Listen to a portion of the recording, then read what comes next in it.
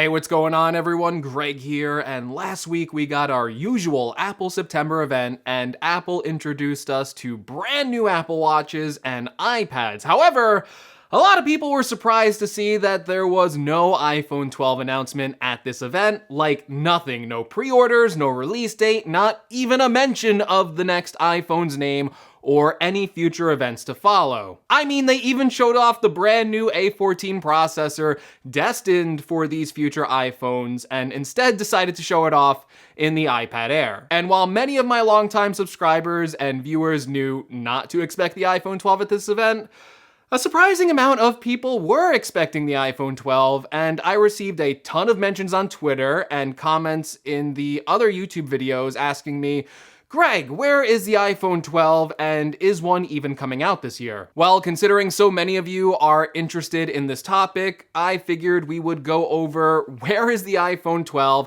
and some more details that we've gotten via the rumor mill since my last iPhone 12 video, and some other information we now know because of announcements from the latest iPad Air, like the new A14 processor, and maybe some new colors based on other products. So first of all, where is the iPhone 12? Well, if you haven't been paying attention to all the leaks and rumors when Apple announced their September 15th event, there were some last-minute leaks courtesy of people like Jon Prosser and Mark Gurman, as well as many others, saying that they were hearing through their sources that Apple was only planning on showing off new iPads and new Apple Watches, and that the iPhone 12 would not be at the September event. In fact, Apple already kind of confirmed the delay of the iPhone 12 on one of their earnings calls, telling investors that they expect the next iPhone to launch a few weeks later than usual. And it doesn't take a rocket scientist to figure out that if the iPhone is launching a few weeks later, and we just had the September event, well,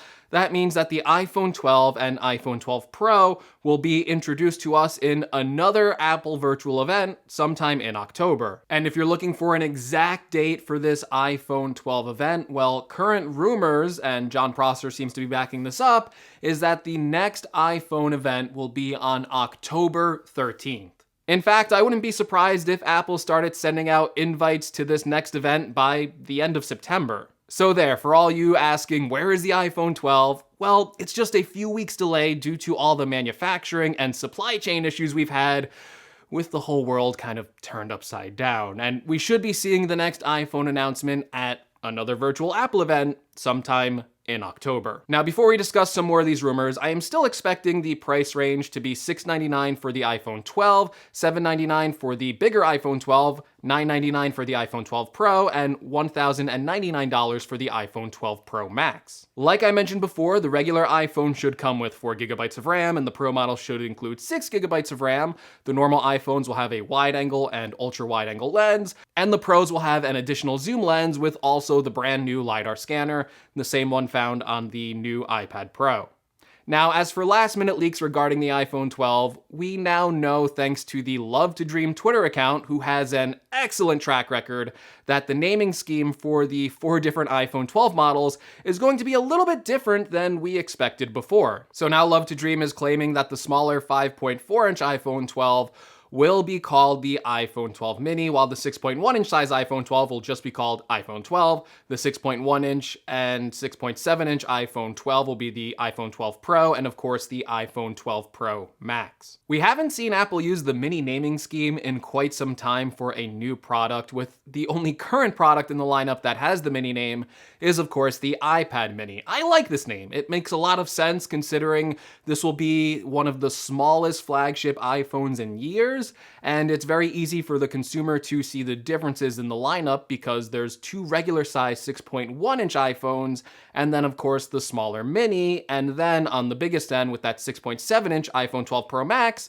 well, Apple will call it the Max. So you have the mini naming scheme on one end and the Max naming scheme on the other. Furthermore, we have more information from Ming-Chi Kuo about the size of the notch for the iPhone 12, which will all stay the same size as the current iPhone 11s, except for the iPhone 12 mini, which will actually feature a smaller size notch than is found on the other models, and that's because of the smaller screen size. Apple needs to shrink the notch in order to fit enough space for the status bar on the left and right side. So initial rumors of the notch shrinking for all models seems to be dead wrong at this point. And funny enough, the cheapest iPhone in the lineup looks like it will be getting a reduced notch size, but in practice, the usable screen area should be the same as the other bigger iPhone models. Furthermore, now that we've seen some of the latest colors that Apple has offered with the Apple Watch Series 6 and the new iPad Air, it's safe to assume that Apple will offer similar color variants for this year's iPhones. We've long heard rumors that Apple was planning on adding a dark navy blue iPhone 12 Pro into the lineup,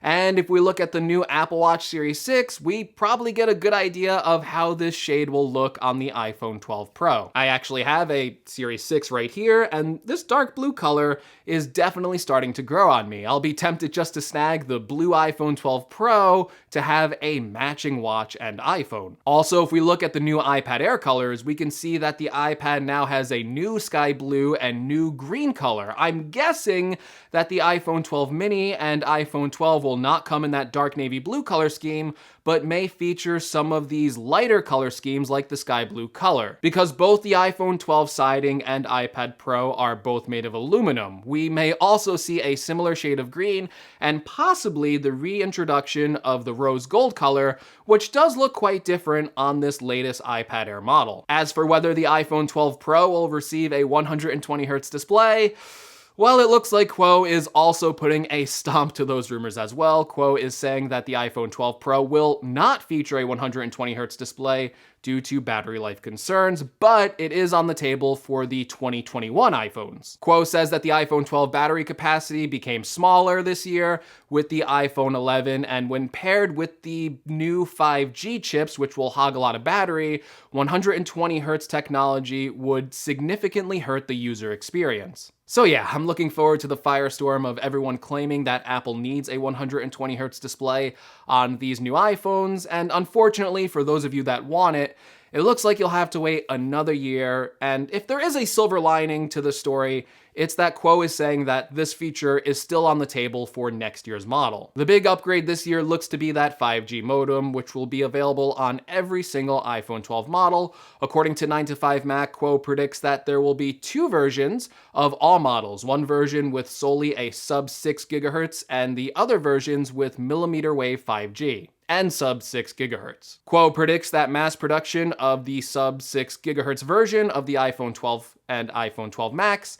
iPhone 12 Pro, and iPhone 12 Pro Max will begin in October to mid-October and late October to late October. And lastly, we now have seen Apple's announcement of the new A14 processor based on its 5nm process, which they debuted in the iPad Air. So now we don't have to guess what kind of gains we will be seeing in this A14 processor for the iPhone 12 because we now know that with this new iPad Air. According to Apple, the A14 is 40% faster than the previous processor found on the iPad Air. That was an A12 chip, not the A13, which is found on the latest iPhones. Well, if we do the math, the A13 was 20% faster than the A12, so basically that would mean the A14 is another 20% speed boost compared to the previous A13. It also features 30% faster graphics, and what I think may be a pretty important and understated feature, 10 times faster machine learning. The A14 processor looks to be a pretty fast chip, but it's how it handles things like better computational photography